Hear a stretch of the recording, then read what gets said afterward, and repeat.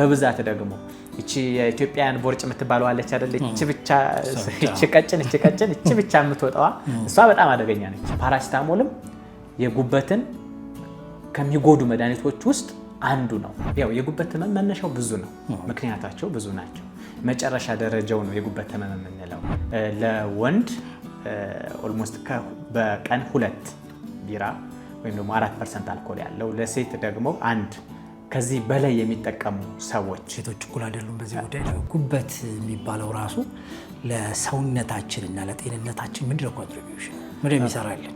ባይኖረንስ ከተቻለ ምን እናጣለን? ከፍ እያለ ሲሄድ ደግሞ አይናችን ቢጫ ሊሆን ይችላል። አብዛኛው ሰው አይ ቲንክ አይንም ቢጫ መሆንን የጉበት በሽታ ምልክት እንደሆነ ያውቃል።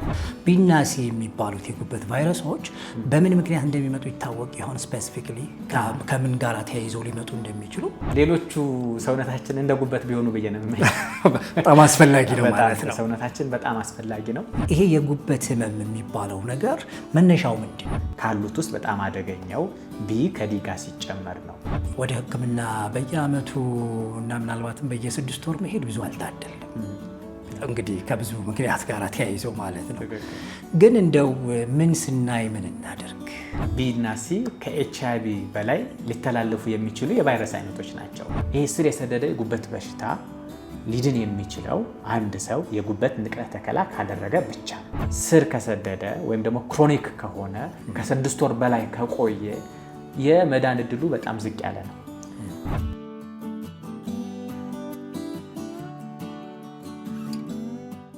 ሰላም ሰላም፣ ጤና ይስጥልን የተወደዳችሁ ያሌታ ቤተሰቦች እንዴት ይዟችኋል? እንዴት አላችሁ? ዛሬ ስለ ዝምተኛው ገዳይ ስለሚባል አንድ ህመም ልናወራ ነው። ብዙዎቻችን ሳናውቀው ሳንረዳው በተለያየ መንገድ ከጎናችን ሰዎችንም ወስዶብን ሊሆን ይችላል። ስለዚህ ስለሱ እናነሳለን። እሱን ለማንሳት ከአንድ ዶክተር ጋር ነኝ ያለሁት። ዶክተር ኃይሉ ደሳለኝ ይባላል። በጥቁር አንበሳ ሆስፒታል ሲኒየር ፕሬዚደንት ነው። ለዚህ ጉዳይ ትክክለኛው ሰው ነው። በእናንተ ስም እንግዳይን አመሰግናለሁ። ዶክተር እንኳን ደህና መጣ። እንኳን ደህና ቆያችሁኝ። እንዴት ይዞሃል? እግዚአብሔር ይመስገን። ጥቁር አንበሳና ግርግሩ። ጥቁር አንበሳ እንግዲህ የሀገራችን አለኝታ የሆነ ሆስፒታል ነው። ግርግሩም እንዳለ ነው አለን አንድ ላይ። እንኳን ደህና መጣ በድጋሚ። እንግዲህ በግቢያዬ ላይ እንዳልኩት አንዳንድ ህመሞች ሳናውቃቸው ስር ይዘዱና በጊዜ ካልደረስንላቸው እስከ ሞት ድረስ ያስከፍላሉ እና በተለያየ አጋጣሚ ከጎናችን ያጣናቸውም ሰዎችም አይጠፉም እና ይሄ ስለ ጉበት በሽታ ሲነሳ ሰዎች ከመጠጥ ጋራ ነው ብዙ ጊዜ የምናገናኘውና ጉበቱ ታመመ እንኳን የሆነ ሰው ሲባል ስንሰማ አይ በቃ እንደው ዝም ብሎ ሲጠጣ ነው ምናምን አይነት ነገር ይባላል እና በእውነት የጉበት ህመም መጠጥ ብቻ ነው መነሻው? እሺ፣ በጣም አመሰግናለሁ። ያው በትክክል ገልጠኸዋል አንተም። የጉበት በሽታ ከመጠጥም ያለፈ ነው። በአብዛኛው እንደውም በደረጃ ስናስቀምጠው ወደ ሀገራችን ከመጣን ሞር የጉበት ቫይረሶች ናቸው ኮመን የሚሆኑት። የጉበት ቫይረስ ሄፓታይተስ ቢ እና ሄፓታይተስ ሲ የሚባሉት ናቸው ለጉበት በሽታ ተጋላጭ የሚያደርጉን። ከዛ በተጨማሪ ግን አልኮልም አንዱ የጉበት አምጪ ምክንያት ነው። ያለ አልኮልም ደግሞ ከፍተኛ የሆነ ውፍረት ምክንያት ሊመጣ የሚችል የጉበት የስብ ክምችት የምንለው ወይም ደግሞ በተለምዶ ፋቲ ሊቨር የምንለው፣ ስኳር በሽታ መኖሩ፣ ሌሎች ኢንክሉዲንግ የቢሊያርዛ ህመም፣ የተለያዩ ፓራሳይቶች፣ ኢንፌክሽኖች ጉበትን ሊያጠቁ ይችላሉ። አንዳንዶቹ ደግሞ ምክንያታቸውም ላይታወቅ ይችላል። በደረጃ ስናስቀምጠው በውጮቹ ወይም ባደጉት ሀገራት በአልኮል ምክንያት የሚመጣ የጉበት በሽታ ከፍተኛውን ደረጃ ይወስዳል። ከዛ ውጭ ደግሞ በአልኮል ባልሆነ የሚመጣ የጉበት ቫይረስ ወይም ደግሞ የጉበት በሽታ የጉበት የስብ ክምችት ቀጣዩን ደረጃ አሁን እየወሰደ ነው። እንደውም ከአልኮልም ከፍ እያለ ነው አሁን ደረጃው ማለት ነው። ወደኛና ወደ ኤዥያ አካባቢ ስንሄድ ደግሞ የጉበት ቫይረሶች የጉበት ቫይረስ ቢና ሲ የሚባሉትን ከፍተኛውን ደረጃ ይወስዳል። ስለዚህ የጉበት ቫይረስ በአልኮል ብቻ ነው የሚመጣ የሚለው የተሳሳተ አመለካከት ነው። ሰዎችም ሕክምና እንዳያገኙ ትልቅ እንቅፋት ይሆንብናል። እንግዲህ አንደኛው ነገር እንደው ጉበት የሚባለው ራሱ ለሰውነታችንና ለጤንነታችን ምንድነው ኮንትሪቢዩሽን ነው? ምንድነው የሚሰራልን? ባይኖረንስ ከተቻለ ምን እናጣለን? እንደውም ሌሎቹ ሰውነታችን እንደ ጉበት ቢሆኑ ብዬ ነው የምመኘው። በጣም አስፈላጊ ነው ማለት ነው። ሰውነታችን በጣም አስፈላጊ ነው። ጉበት ጥቅሙ ምንድን ነው ካልን አንደኛው ነገር ሰውነታችን ውስጥ የሚገቡ ቆሻሻዎችን፣ ቶክሲኖችን፣ መርዛማ ነገሮችን ቶክሲናቸውን አጥፍቶ የሚያስወግድልን ነው አንድ። ሁለተኛ ሰውነታችን ውስጥ የሚያስፈልጉ ፕሮቲኖችን፣ ሰውነታችን ውስጥ የሚያስፈልጉ ግሉኮሶችን፣ ሰውነታችን ውስጥ የሚያስፈልጉ የተለያዩ ኤንዛይሞችን ለልብ ስራ፣ ለኩላሊት ስራ፣ ለጭንቅላት ስራ የሚያስፈልጉ ማንኛውንም ኤንዛይሞችን ሆነ ፕሮቲኖችን የሚያመርትልን አካል ነው። ከዛ በተጨማሪ ደግሞ አስፈላጊ ሆኖ ሲገኝ የተለያዩ መድኃኒቶችን በመጠቀም ሜታቦላይዝ በማድረግ ወደ ደም ስራችን የሚወስድ የምንመገባቸውን ጠቃሚ ኒውትረንቶችን በሙሉ ወስዶ መርዛማውን ነገር ወደ ቆሻሻ ጥሎ ጠቃሚውን ነገር ደግሞ ወደ ሰውነታችን የሚሰጥ ነገር ነው። ይሄ ሰውነታችን ውስጥ የለም ማለት እኛ የለም ማለት ነው። እንግዲህ ከዚህ ከህመሙ ጋር በተያያዘ ብዙ ጊዜ የሚነሱ ምንድን ነው ልክ ያልሆኑ ነገሮች አሉ ማለት በቃ ሰምሃው ከዘር ጋር በተገናኘ ይመጣል ተብሎ የሚነሳም ነገር አለ። እሱንም ትንሽ ሀሳብ ክሊር ታደርግልናለህ። ግን ከዚህ ጋር እያይዤ አንድ ማንሳት የምፈልገው ነገር ምንድን ነው ይሄ የጉበት ህመም የሚባለው ነገር መነሻው ምንድን ነው?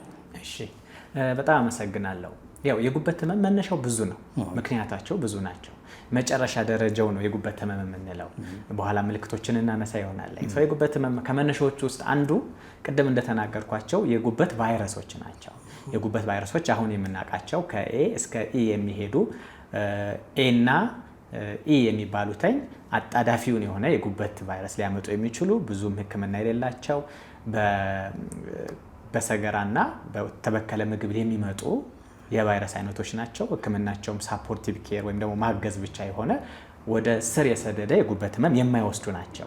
ከዛ ውጭ ቢ እና ሲ የሚባሉት ደግሞ አሁን በከፍተኛ ደረጃ ስር የሰደደን ህመም የሚያመጡት ሲሆኑ እነሱም የራሳቸው የሆነ አጣዳፊ የሆነ ምልክት አላቸው። ከዛ ውጭ ዲ የሚባለው ደግሞ ራሱን ችሎ የማይቆም የጉበት ህመም ለማምጣት ቢን የሚፈልግ ግን ካመጣ ግን ካሉት ውስጥ በጣም አደገኛው ቢ ከዲ ጋር ሲጨመር ነው። አንደኛው የጉበት ቫይረስ ነው። እነዚህ አምስቱ የጉበት ቫይረስ ሁሉ የጉበት በሽታን ያመጣሉ። ስር የሰደደ የጉበት በሽታን የሚያመጡት ግን ቢ እና ሲ የሚባሉት ናቸው። ሁለተኛው ደግሞ አልኮል ነው።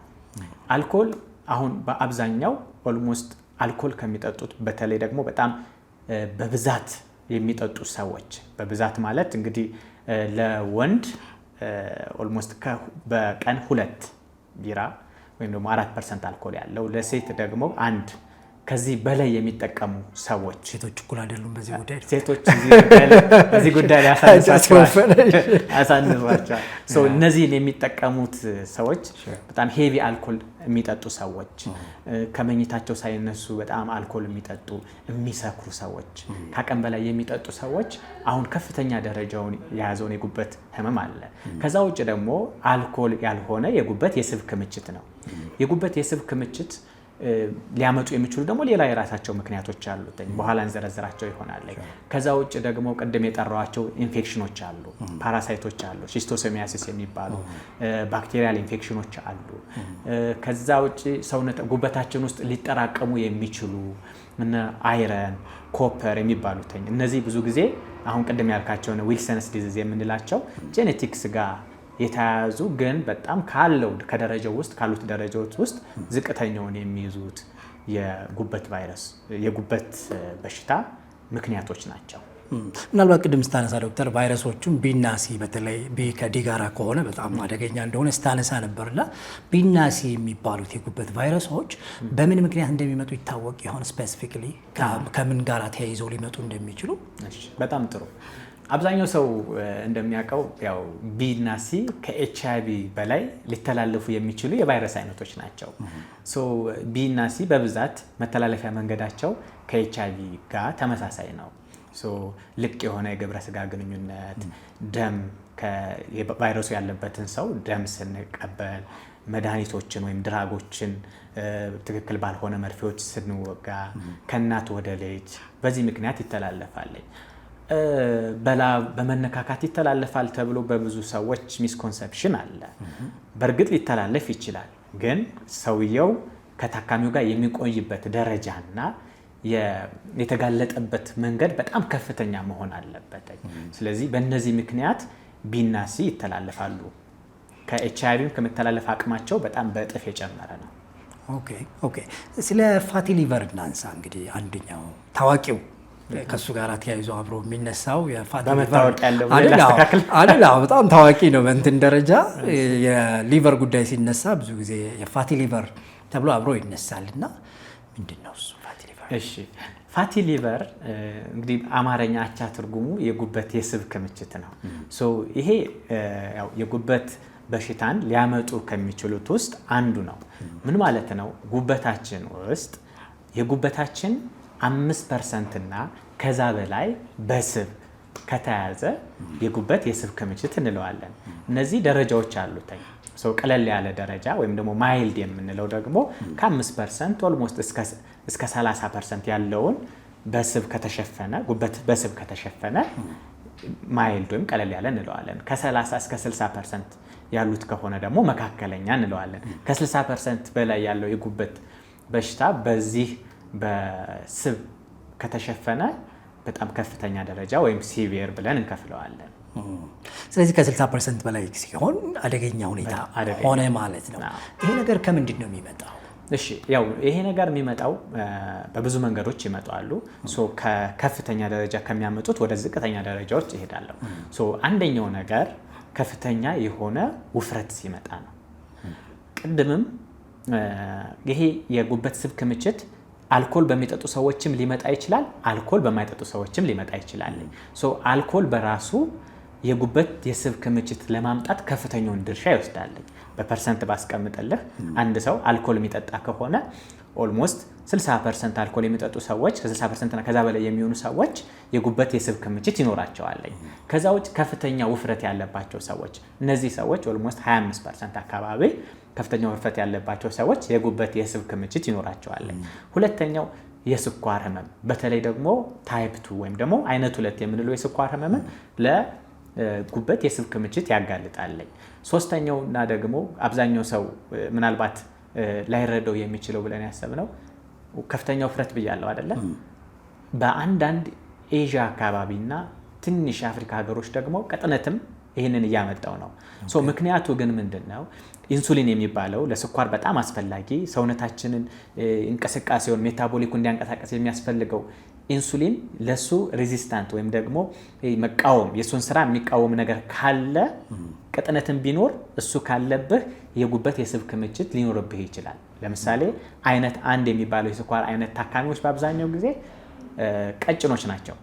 ግን እነዛ ሰዎችም የጉበት የስብ ክምችት ሊኖርባቸው ይችላል። ግን ከፍተኛውን ደረጃ የሚይዘው ውፍረት ነው። ምናልባት እንግዲህ የአኗኗር ዘይቤያችን ጥቂት አስጊ የሆነ መጥቷል እየተባለ ነው በተለያየ ሚዲያ።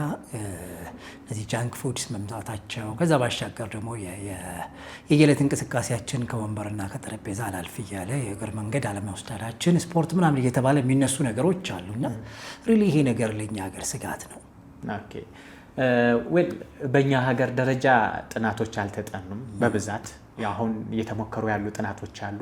ግን እንዳጠቃላይ እነዚህ ነገሮች በጣም ከፍተኛ ስጋት ናቸው። የአኗኗር ዘያችን ከዚህ በፊት ከነበረው ጤናማ የአመጋገብ ስርዓት ጤናማ ወዳልሆነው ፋብሪካ ላይ ተመርቶ የሚመጡ ምግቦችን መመገብ፣ ከፍተኛ ስኳርነት ያላቸውን ምግቦችን መመገብ፣ ከፍተኛ ጮማነት፣ ከፍተኛ ቅባት ያላቸውን ምግቦችን ወደ መመገብ ተዟዙረናል። ከዛ በተጨማሪ ደግሞ የስራ ሁኔታችን እንቅስቃሴ አንድ ሰው በሳምንት በትንሹ ለ5 ቀን ከ3 እስከ 5 ቀን ማለት እንችላለን በቀን ለ30 ደቂቃ እንቅስቃሴ ማድረግ ይኖርበታል። እነዚህ አሁን ዓለም ውጥረት ስለሆነች እንቅስቃሴ ስለምትፈልግ ዴይ ቱ ዴይ አክቲቪቲያችን ከባድ ስለሆነ ምናልባትም ለራሳችን ጊዜ ሰጠን እነዚህ ነገሮች እያደረግን አይደለም። እነዚህ ነገሮች አለመሆናቸው ሰውነታችን ውፍረት እንዲጨምር፣ ለስኳር ተጋላጭ እንድንሆን፣ ለግፊት ተጋላጭ እንድንሆን ያውም ደግሞ ያለ እድሜያችን ድሮ ከፍ ባሉ የእድሜ ባለጸጎች የምናያቸው ህመሞች አሁን ዝቅ ብለው ወደ ወጣቱ መጥተዋለኝ። እነ ስትሮክን ብታይ የልብ በሽታን ብታይ ዝቅ ብለዋለኝ። አሁን እኛም ዛሬ እየተወያየንበት ያለነው የጉበት የስብ ክምችትን በወጣቶቹ ከ30 እስከ 40 እድሜ ባላቸው በጣም ኢነርጄቲክ የሆኑት በጣም ስራን ለሀገር በጣም ከፍተኛ አስተዋጽኦ የሚያደርጉትን ወጣቶችንም ያጠቃል። ስለዚህ ይሄ የአኗኗር ዘያችን ለጉበት የስብ ክምችት በጣም በከፍተኛ ደረጃ አጋላጭ ነው። ምልክቶቹ ምንድን ናቸው? ምናልባት ወደ ሕክምና በየአመቱ እና ምናልባትም በየ6 ወር መሄድ ብዙ አልታደልም። እንግዲህ ከብዙ ምክንያት ጋር ተያይዞ ማለት ነው። ግን እንደው ምን ስናይ ምን እናደርግ? እሺ መጀመሪያ እኮ ስታስተዋውቅ ዝምተኛው ገዳይ ብለዋል። ምልክት ካለውማ ምኑን ዝምተኛው ነው? ምልክት በአብዛኛው የለውም። እሱ ነው በጣም ከባድ የሚያደርገው እሱ ነው። ምልክት አያሳይም። አንድ ሰው የጉበት የስብ ክምችት ስላለበት ምልክት አያሳይም። ካሳየ ሊኖሩ የሚችሉ ምልክቶች በቀኝ የሆዳችን የላይኛው ክፍል ህመም መኖር፣ የአይናችን ቢጫ መሆን። ምን አይነት ህመም ይሆን? ህመሞቹ የተለያዩ ሊሆን ይችላሉ። ውጋት ሊሆን ይችላል፣ የመጫን አይነት ስሜት ሊሆን ይችላል። በተደጋጋሚ ማለት ነው። በተደጋጋሚ ሊሆኑ ይችላል። ግን እሱ በቀኝ በኩል እሱ ብቻ ላይሆን ይችላል እንደዚህ አይነት ህመሞችን የሚያመጣው። እነዚህን ኩላሊቴን አመመኝ ራሱ ስንል እንዲህ ነው። ኩላሊትም አሁን በዛ ቦታ ከጉበት ዳይሬክት በተቃራኒ ነው የምትኖረው። ሰው የኩላሊት ጠጠርም ሲኖር ውጋት ሊኖር ይችላል። ግን ያው እንደነገርኩህ ስፔሲፊክ ይሄ ካለ ይሄ ነው አይባልም። ግን ባሉ በፐርሰንት ደረጃ አንደኛው ውጋት ነው። ሁለተኛው ደግሞ ከፍተኛ የሆነ ድካም ሲኖር፣ ሶስተኛው ደግሞ ምግብ ፍላጎት ማጣት። ሰዎች ድሮ በጣም የሚመገቡ የነበሩ በጣም ቮራሽስ የነበሩ ሰዎች አሁን በቃ ትንሽ 2 ጉራሽ 3 ጉራሽ እንኳን መጉረስ የሚያቅታቸው ከሆነ እሱ ሊሆን ይችላል። ምርመራዎችን ማድረግ አይከፋም። ከዛ አራተኛው ደግሞ ደረጃው ከፍ እያለ ሲሄድ ደግሞ አይናችን ቢጫ ሊሆን ይችላል። አብዛኛው ሰው አይ ቲንክ አይንም ቢጫ መሆንን የጉበት በሽታ ምልክት እንደሆነ ያውቃል። በእርግጥ አይን ቢጫ የሚሆነው በጉበት በሽታ ምክንያት አይደለም። በደም በሽታ ምክንያት ሊሆን ይችላል። በሐሞት ጠጠር መዘጋት ብቻ ሊሆን ይችላል። በሽታም ጭምር ይባላል አይደል? ያው የወፍ በሽታ እንግዲህ የጉበት ቫይረስ አይ ቲንክ ቢ የሚባለው እንግዲህ በኋላም ከጠየቀኝ የባህል ሐኪሞችን በብዛት የሚሰሩበት ለሱ የሚሰጡት ስም ይመስለኛል። ሕክምናው እንግዲህ እስካሁን እኔ በተማርኩት የወፍ በሽታ የሚባል ነው። ከዛ በተጨማሪ ደግሞ ሆድ መነፋት፣ ሆዳችን ማበጥ፣ ከዛ መጀመሪያ ክብደት መጨመር ነው የሚያመጣው ብለናል አይደለ? ህመሙ ደግሞ ከፍ እያለ ሲሄድ ቅድም ያልናቸውን ፕሮቲኖች ምኖች እያጣን ስለምንሄድ ክብደታችን ደግሞ ሳንፈልግ ያለ ምክንያት በተለይ ከ5 እስከ 10% ክብደታችን እየቀነሰ ይሄዳል። እነዚህ ምልክቶች ሊሆኑ ይችላሉ። እነዚህ ምልክቶች ከታዩ ሲደመር ደግሞ የሰውነታችን አማካኝ ውፍረት መጠን ከ25% በላይ ወይም BMI የሚባለው ከ25% በላይ ከሆነ በብዛት ደግሞ እቺ የኢትዮጵያን ቦርጭ የምትባለው አለች አይደል? እቺ ቀጭን እቺ ብቻ የምትወጣዋ እሷ በጣም አደገኛ ነች። እሷ አይነት ቦርጭ ያላቸው ሰዎች ቼክ ቢያደርጉ እኔ ጋር አለ ወይ ብዬ ነው ስንወጣ ቼክ እናደርጋለን። እንደሱ አይነት ያላቸው ሰዎች ቼክ ቢያደርጉ የተሻለ ነው። ያ እንግዲህ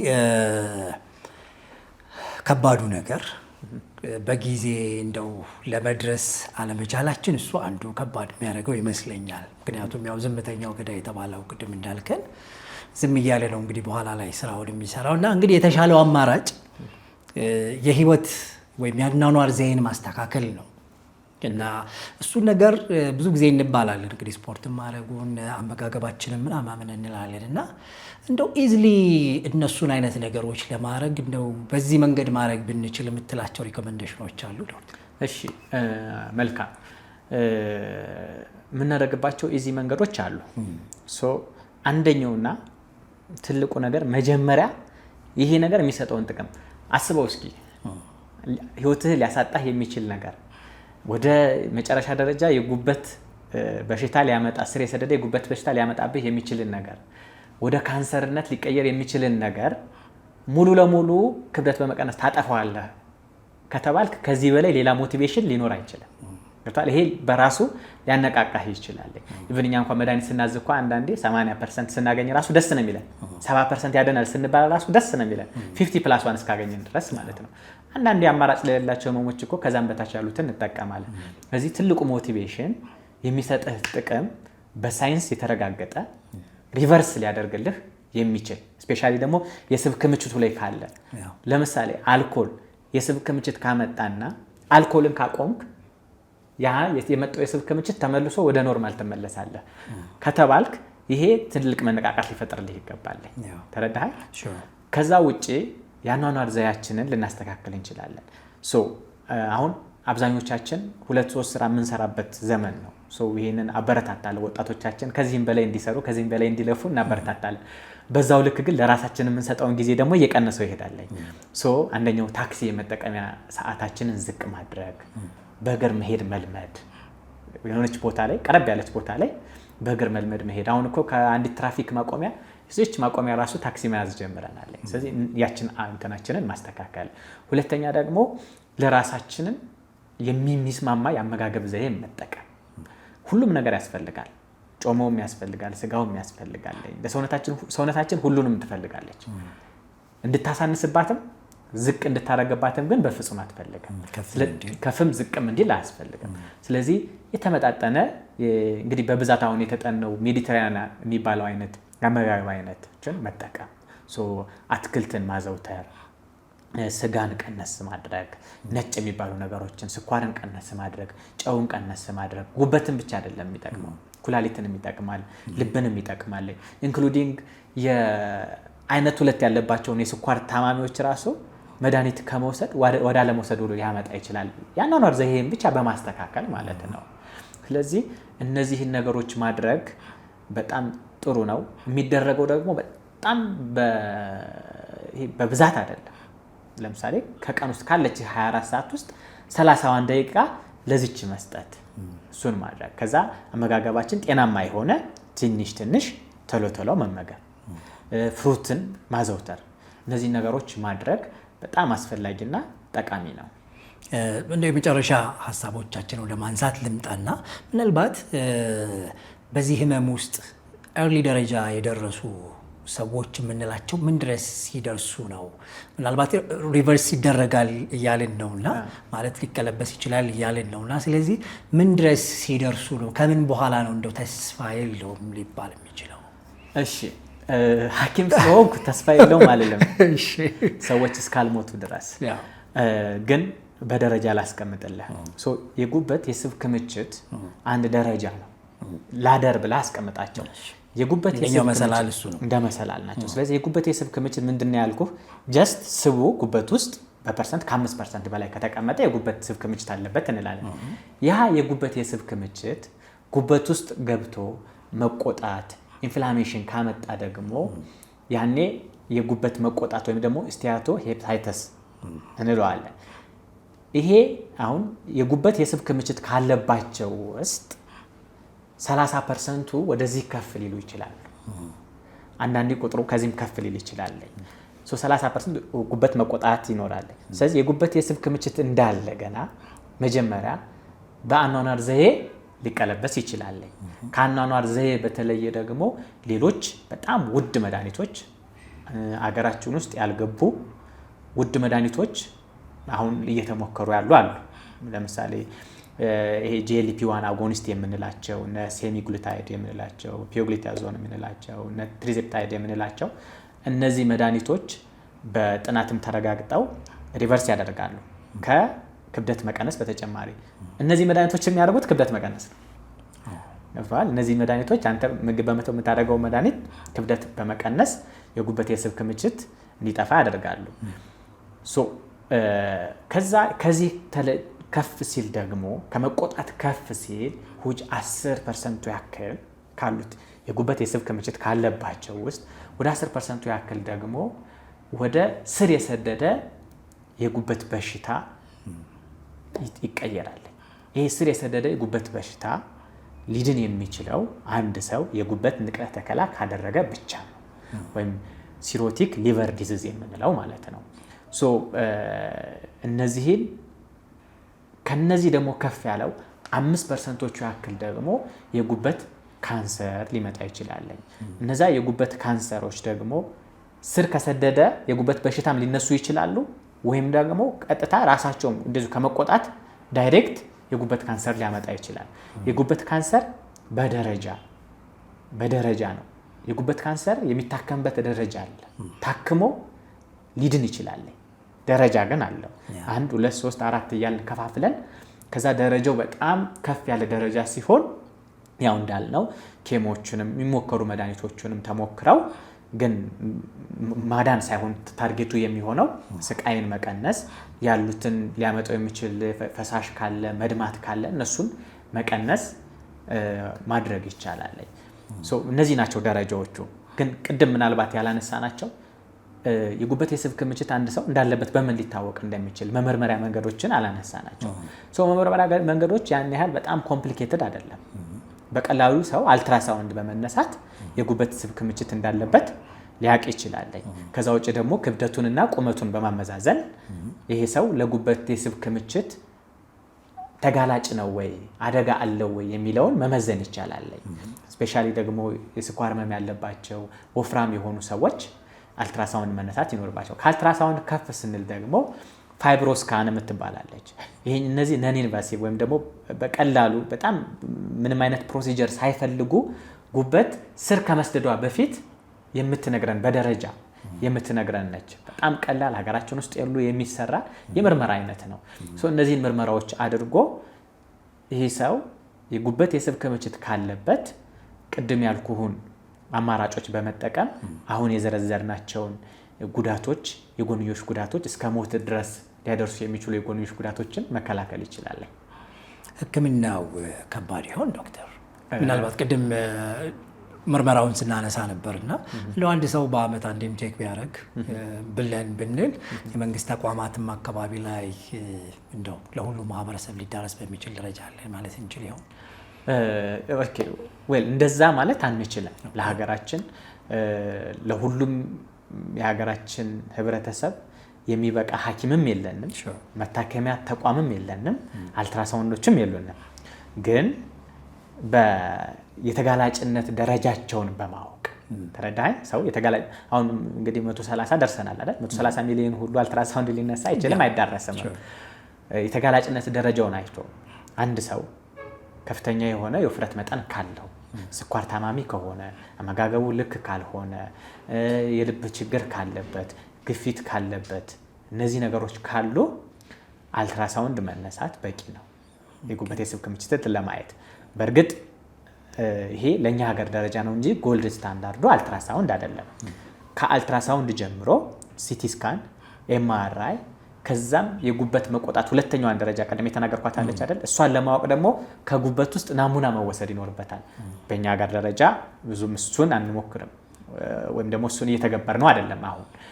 ከዛ ውጪ ቅድም የነገርኩ ፋይብሮስካን የሚባሉ አሉ። ከዛ ባመጣው የህመም ደረጃ ልክ ምርመራውም ከፍ እያለ ይሄዳለኝ። ግን መጀመሪያ አለብኝ የለብኝም የሚለውን ለማየት የመጀመሪያው ደረጃ አልትራሳውንድ መነሳት ስለሆነ ፋይናንሻሊም ወይም ደግሞ በብር መጠንም በጣም ዝቅ ያለ ነው። ብዙ ያን ያህል ከባድ አይደለም። በብዛት በቂ እንኳን ባይሆንም በተለይ ትልልቅ ከተሞች ላይ የሀገራችን ትልልቅ ከተሞች ላይ አሁን አልትራሳውንድ ይገኛል። የመንግስት ተቋማትም ላይ የግል ተቋማትም ላይ አሉ። ስለዚህ ሕክምናው ያን ያህል ከባድ አይደለም። እንግዲህ እንዳልከው ነው ዶክተር፣ የጥንቃቄው ጉዳይ የሕክምናውን ጉዳይ አስቀድሞ ማድረግ የበለጠ በኋላ ላይ ህይወትን እስከ ማስከፈል የሚደርሱ ነገሮችን ለማቆየት ህይወትን የሚደረገውን ትግል የበለጠ ጥሩ ያደርገዋልና ምናልባት ከዚህ የወፍ በሽታ ጋር እሱን አንሳለኝና በእኔ በኩል ያጎደልኩት ካለ ሞልታይን ጨርስ። እሺ፣ አመሰግናለሁ። እንግዲህ በተለምዶ የወፍ በሽታ ተብሎ ይጠራል። ሰው የወፍ በሽታ የሚለው እኔ እስከማውቀው ድረስ አይኑ ቢጫ ከሆነ የወፍ በሽታ ይለዋለኝ። ቅድም እንደተናገርኩት አይን ቢጫ መሆን እንግዲህ ወፍ በሽታን ጉበት ነው ብለን አስበን ነው እንግዲህ የምናወራና የጉበት በሽታ ምልክት ብቻ አይደለም። አንድ ሰው የደም ችግር ካለበት ስፔሻሊ ደግሞ ደም ማነስ ሆኖ እርስ በርሱ የራሱ ኢሚዩኒቲ ደሙን እያጠቃበት ከሆነ የደም ችግር ካለ፣ ሁለተኛ የሐሞት ጠጠር ሄዶ የሐሞትና የጉበት ቱቦውን ሲዘጋ፣ ከዛ ውጭ አንዳንድ ካንሰሮች ሁሉ አይንን ቢጫ ሊያደርጉ ይችላሉ። በህፃናት ላይ ደግሞ ከሄደን ለምሳሌ ምንድነው አማርኛው የሚባለው ሾተ ላይ ህመም ያለባቸው ወይም ደግሞ የእናትየዋና የልጅየዋ የደም አይነት አልገናኝ ሲል እሱ እርስ በርስ ደሙ ቶሎ እየሞተ ከዛ የዛ የደም እንትን ነው ቢጫ የሚያደርገው ሰውነትን ቢሊሩቢን የሚባለው ማለት ነው። ግን አንዱ የጉበት በሽታ ምልክት ነው። እንደውም አይን ቢጫ መሆን ከፍተኛ የሆነ የጉበት በሽታ የመኖሩን ፍንጭ ሊሆን ይችላል። ምክንያቱም ጉበት ስራዋን በትክክል እየሰራች አይደለም። ስለዚህ ጉበት ስራዋን በትክክል ካልሰራች ሰውነታችን ውስጥ ቅድም ዋናዋ ስራ አንዱ ከዋኖቹ ስራዋ ውስጥ አንዱ ማስወገድ ነው ብያለሁ። ማስወገድ ያለባትን ነገር መጠቀም ያለባትን ነገር እየተጠቀመች አይደለም የሚለውን ነው። በተለምዶ ይሄ በሽታ ሲኖር በሕክምና የተለያየ ደረጃ አለው። አዋቂ ከሆነ እና እንበልና ይሄ በጉበት ቫይረስ ቢ አማካኝነት የሚመጣ ከሆነ 95% በራሱ ይድናል። ኢማጂን ምን ያህል ነምበር እንደሆነ እዚች ላይ ነው። እንግዲህ ምናልባት አንዳንድ ሰዎች በእኔ እይታ መጀመሪያ የጉበት ቫይረስ አለብህ ተባልኩኝ፣ ይችን መድኃኒት ወሰድኩኝ፣ በዚህ ዳንኩኝ የሚለው እሷ ላይ ጥንቃቄ ማድረግ ያስፈልጋል። ምክንያቱም 95%ቱ ስር የሰደደ ከመሆናቸው በፊት ሊድኑ ይችላሉ። ለማን? ለአዋቂዎች 90-95%። ለህፃናት ሲሆን ግን ተቃራኒ ነው የሚሆነው። የህፃናት በጉበት ቫይረስ ቢ ከተጠቁ 80% በላይ የሚሆኑት ወደ ስር የሰደደ ይሄድባቸዋል ማለት ነው። ያ የጉበት ቫይረስ ያለበት ቢ ያለበት ሰው በሙሉ ደግሞ መታከም አለበት ማለት አይደለም።